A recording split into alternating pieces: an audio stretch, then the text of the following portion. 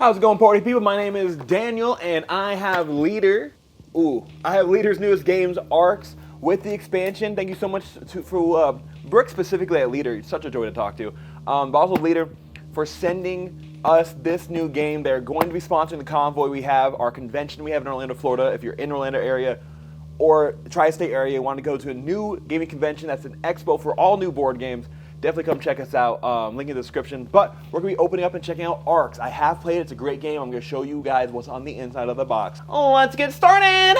Now, we're going to be talking about the 8 ARCS in the Leader expansion, the mini expansion that came with it. It's the Leaders and Lore pack. Leaders and Lore essentially has 8 leaders inside of this and 14 lower cards. Leaders are the asymmetrical start you can have in the game. I do not suggest playing your first game with leaders whatsoever or the lore. Definitely dive in, learn how the game works. It's not a crazy heavy game, but it is a definite unique experience with the action selection mechanisms. The whole joke about ARCS is you can't do what you want to do, so what are you going to do with what you can do type situation. If you're going to go into this game like, oh, I don't like this because I can't do what I want to do, then don't play it. This game will not let you do what you want to do almost ever, and the few times you can, appreciate it. And honestly, sometimes when you can finally do it, you might have a better action to take. So definitely don't add this for your first few games. It's an amazing way to play. We played our second time with the Leaders and Lore. It changed the game significantly, and I cannot imagine playing without it anymore. But learning the game would have been so much more difficult with it. So let's go ahead and go to the base game right here, ARCS. Boom. Oh, such a good box. Okay, so we have the rulebook right here. Rulebook is a beast, all right? We don't have the campaign expansion, but I don't really need the campaign expansion, mainly for the fact that my friend has a campaign expansion where it's like basically you play 3 games back to back to back. People who say the Twilight Imperium might be a little bit too heavy for them have gone to this game with the campaign expansion.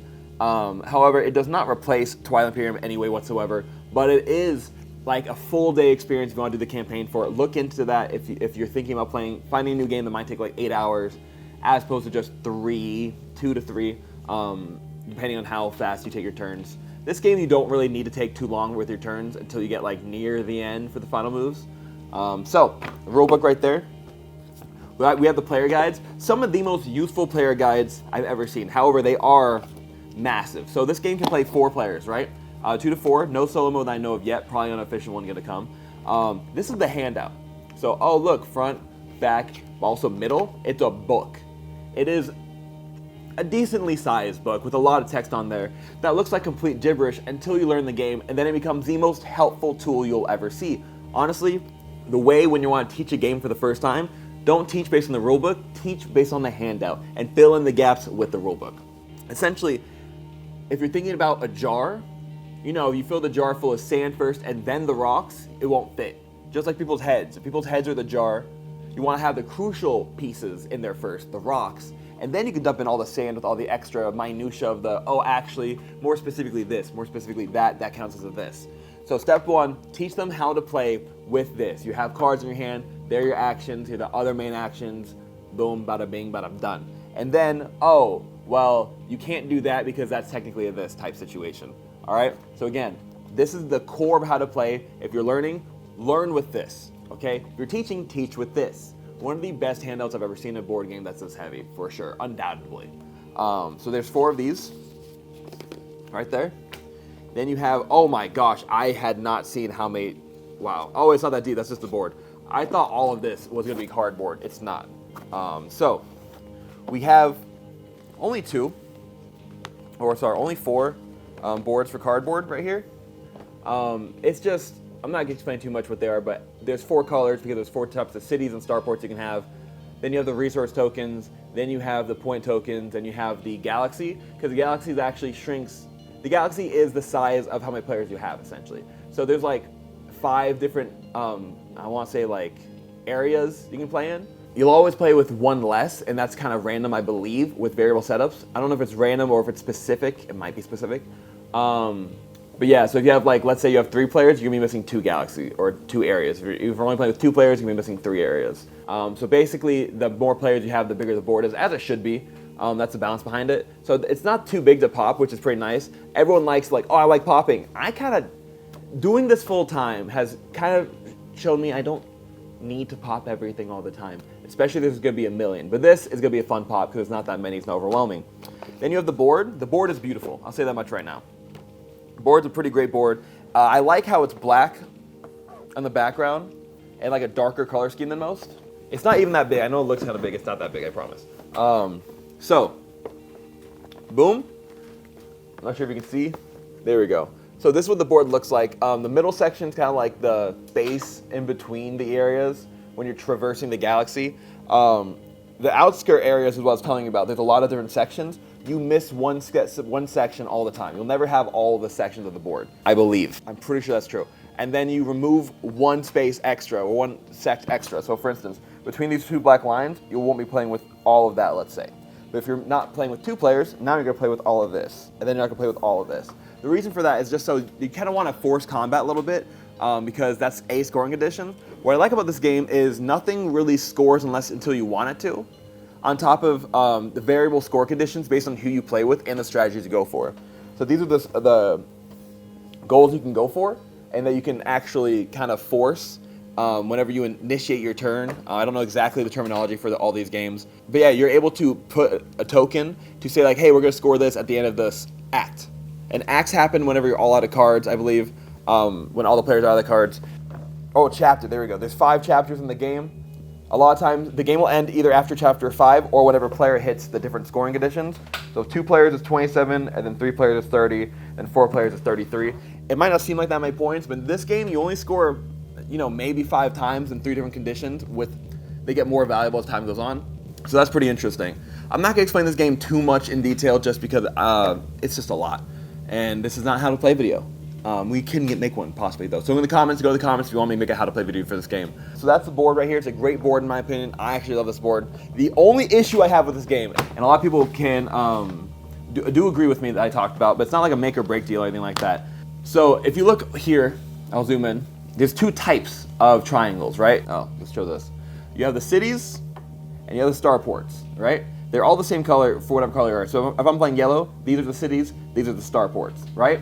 They might seem significantly different, or they might seem different enough, but the issue is they're the same shape, and it's just black text on it. It's not easy to determine which is what when you're looking at that giant big black board. It kind of just blends in. You're doing quick glances, just trying to take your turn. So a lot of times, it actually can change the whole game. I've definitely broken the game a little bit, because I've taxed my starport relentlessly on accident, and no one caught the whole game with people watching me do my turn just because they're like, oh, okay, cool. I mean, A, it's my fault, 100%, no doubt. But B, I wish that this was like, one was a triangle, one was a square, or one was a circle, just so it's an easier glance to be like, oh, that's not a triangle. That's just me. I'm definitely gonna 3D print some tokens and maybe some upgrades to have an actual difference for me, but that's just a personal choice. That's the main issue I have with this game, if not the only issue I have with this game. So moving forward, we have right here, again, 4 players, so 4 boards. You all have the same board to start off with. The asymmetry comes from leaders and lore again. Those are the characters, and then your upgraded ability you have a little bit. So yeah, you have your board right here. There's 4 different ones. I'll lay them out and use one. So trophies is combat. Whenever you do combat of any kind, basically, if you kill the people or if you blow up a city or something like that, you're able to take their ships as trophies. Trophies stay on your board until you score them. That's why I like that you can choose kind of when you score stuff. Captives is honestly, if you just take something with people on it, you're able to add captives, and then you can score that later on. Right here's your inventory slots, which is pretty interesting. You start off with 2, maybe 3, I don't really remember, and then you have these 4 slots covered. And then the keys on top is actually how easy or difficult it is to steal your item. So if you have a piece of inventory you really, really want, you'll want to put down a 3-key item. But if you don't really care if it's stolen, you're going to want to put on one of the 1-key items just so it's easier to steal in case someone tries to rob you. Which does happen every now and then, not too often, but more later in the game as resources either become more scarce or you just want an easier way to do it as opposed to taxing or finding a way to build a city and then tax that city type situation. What else? Oh yeah, so resources and their abilities, they just give you extra abilities, extra moves, depending on what it might be. And then bonus points, so if you build all the way down there, you get bonus points. It's pretty dope. This game's a very well thought out game. It has a lot of aspects to it. You have your cards right here. There's 2 decks, but it's not too complicated whatsoever. You have a lot of dice, and I like these dice a lot. You can't be changed no matter what you do. You definitely need the dice. So if you lose one, definitely you're gonna have to 3D print or print off stickers, or I don't know if you could buy them. So losing dice here can kind of suck a little bit, so just don't lose these dice. Pretty dope. And then you have point trackers for everyone. And then that little rod right there, it's a pretty weird rod, I'm not gonna lie. It looks like something from like Toy Story. That rod is like first player token, which changes. And then you have, there you go, you have some leaders right here. So the game starts off with some leaders. This is just like a mini upgrade with extra leaders, extra variable asymmetry. And then you have all of everyone's pieces. I'm definitely gonna print a tray where these are all different and apart from each other. But yo, thank you so much, Brooke, for sending this. Well, yet again, Leader, you're a great company. Thank you so much for sending this. I'm definitely gonna put the leaders and lore inside of here. It doesn't look like it's the same thing as Fort, where it's built in for this to fit, but honestly, it's not like it's gonna be hard to get it to fit. Let's go ahead and see what's inside the expansion that we've been talking about. So again, it's only 22 cards. So look at, oh, this is unnecessarily thick. Look at that. It's just to protect the cards, so maybe not necessarily thick. And where's it gonna, yeah, let's just bada bing. Where do we put that? Bada bing, bada boom, bada bista. And then we're done, actually. Wow, that's pretty, yeah, that's pretty quick, pretty simple. So thank you so much, Leader, for yet again making a game where you're completely able to put the expansion, even though it's just a mini expansion, I don't know about the campaign expansion, but even though I'm able to just take that and immediately put inside the box, makes my life so much easier. As someone who has to put tear down the board games all the time, it just makes life a lot easier. If you like board games and you're local to Florida, you want to come to one of our free monthly tabletop events with over 100 attendees every single month. We have flea markets, we have play testers, we have publishers, we have like unreleased games that come out. We have our own convention. We're doing 2 extra conventions next year. We're working on a board game tournament convention, so make sure to follow and subscribe if you want to stay tuned for that. Comment below what other games you want us to reach out and try to see if we can get for a gaming caravan for our monthly tabletop events. I got to tear down all these games behind me, so peace out, have a great day, God bless. Thank you for watching. Go to the description if you want to follow us on other social media platforms. We're most popular on Facebook, but we just made a meetup, which is pretty dope. We have already had like 35 members in 48 hours, something like that. It's been fantastic. I'm gonna cover Andromeda's Edge next, so stay tuned if you're interested with Andromeda's Edge. It is a great game. Like, I'm not gonna lie, 10 out of 10. I would say 9.5 just because I almost don't want to just ever say 10 out of 10, but this is like a 9.5, 9.8 game if I've ever seen one before.